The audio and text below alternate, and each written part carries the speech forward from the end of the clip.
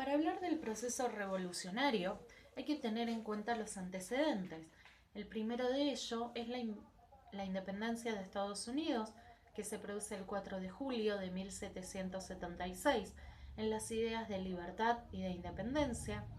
La revolución industrial en el marco de la producción en exceso que va a producir Gran Bretaña y de la Revolución Francesa, en especial cuando en 1805 es nombrado emperador Napoleón Bonaparte. El gran enemigo de Napoleón va a ser Inglaterra. Se enfrentan en la batalla del Trafalgar, dando como triunfo Inglaterra, quien se llama dueña de los mares. Como respuesta, Napoleón le declara el bloqueo continental. Eso significa que ningún producto inglés puede entrar en aquellos mercados conquistados por Francia, que realmente eran demasiado.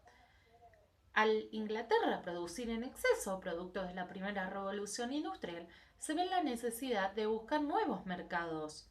Por ello, observa que España no le prestaba demasiada atención a sus colonias en América del Sur. Por eso es que entre el año 1806 y el año 1807, Inglaterra decide venir hacia Buenos Aires. Pensemos que nosotros estábamos en el Virreinato del Río de la Plata, cuya capital es Buenos Aires. Viene hacia ese lugar y va a producirse un enfrentamiento conocido como la primera invasión inglesa. No conforme con ese resultado, que claramente fue una victoria de los porteños, se declara la segunda invasión inglesa. Una vez que es derrotado definitivamente, Inglaterra decide no seguir en este lugar. ¿Qué pasa entonces? España se da cuenta de lo que está sucediendo acá, decide aplicar algunas reformas, como por ejemplo sacar al virrey, que en ese momento estaba, que era Santiago de Liniers, principalmente porque era francés y todas las autoridades debían ser españolas, y nombrar en su reemplazo a Baltasar Hidalgo de Cisneros, virrey, que va a venir de Europa entre 1809 hasta que finalmente en 1810 se va a producir algunos sucesos que son conocidos como la Semana de Mayo. Esos sucesos comienzan el 13 de mayo de 1810, cuando llega una noticia de España diciendo que la Junta General de Sevilla o la Junta Regional de Sevilla, quien gobernaba en nombre del rey Fernando VII, que estaba en prisión en las afueras de Francia, en las afueras de España, en los límites con Francia, esa junta ya no está más porque Napoleón la conquistó. Por lo tanto, esas noticias son las que llega acá, que una España bajo total dominio de Francia. Esas noticias que llegan a este territorio hace alimentar estos sentimientos de independencia, de libertad, de las ganas de tener las autoridades que sean locales. Nunca se planteó independizarnos de España, simplemente que las autoridades fuesen locales, porque nosotros respondíamos al rey de España, no a un rey de Francia. Esa es la dualidad que se va a empezar a presentar en este momento.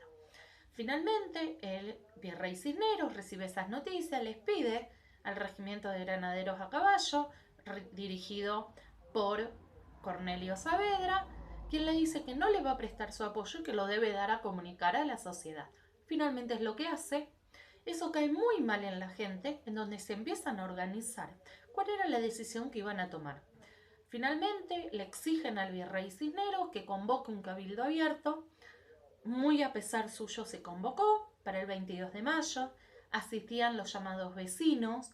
Los vecinos eran todos los habitantes que vivían en Buenos Aires y que tuvieran tierras. Estaban invitados 450 vecinos, pero solo fueron 251, en el cual ese 22 de mayo, más allá de exponer las posturas del lado patriota, del lado revolucionario y de los españoles, obviamente, por el lado de los españoles hablaba el virrey Cisneros, habló un fiscal Villota y habló el obispo Benito Lué. Por el lado de los patriotas o revolucionarios habló Juan José Paso y habló Castelli, en el cual cada uno firmaba su postura. Finalmente se votó, gana la postura de los patriotas, eso significa que íbamos a dejar de tener autoridades locales, cae toda la autoridad en el cabildo, quien va a elegir que gobierne una nueva junta. Esta junta tiene como particularidad cuya cabeza va a ser Cisneros. Eso hace que la gente se enoje mucho, que proteste. La noche del 24 de mayo, con antorchas en sus manos, van hacia la casa de Cisneros exigiéndole su renuncia. Porque recordemos, él es presidente de una nueva junta que va a tener 2 vocales americanos y 2 vocales españoles. Finalmente, el 25 de mayo, reunidos en el Cabildo, afuera había una multiplicidad de gente exigiendo una decisión. Hay un principal grupo que se llama la Legión Infernal, compuesta por French y Beruti, que entran al Cabildo y le exigen a los miembros que se tome una decisión, que afuera había gente esperando. ¿Cuál va a ser esa decisión que finalmente se toma? Que se da porque hay de esa junta y se nombra una junta gubernativa de gobierno, nosotros la conocemos como primera junta, cuyo presidente va a ser Cornelio Saavedra, secretario Juan José Paz y Mariano Moreno, y como vocales tenemos a Mateu, a Larrea, a Castelli, a un montón que a mí me gustaría que sea el trabajo que quiero que hagan.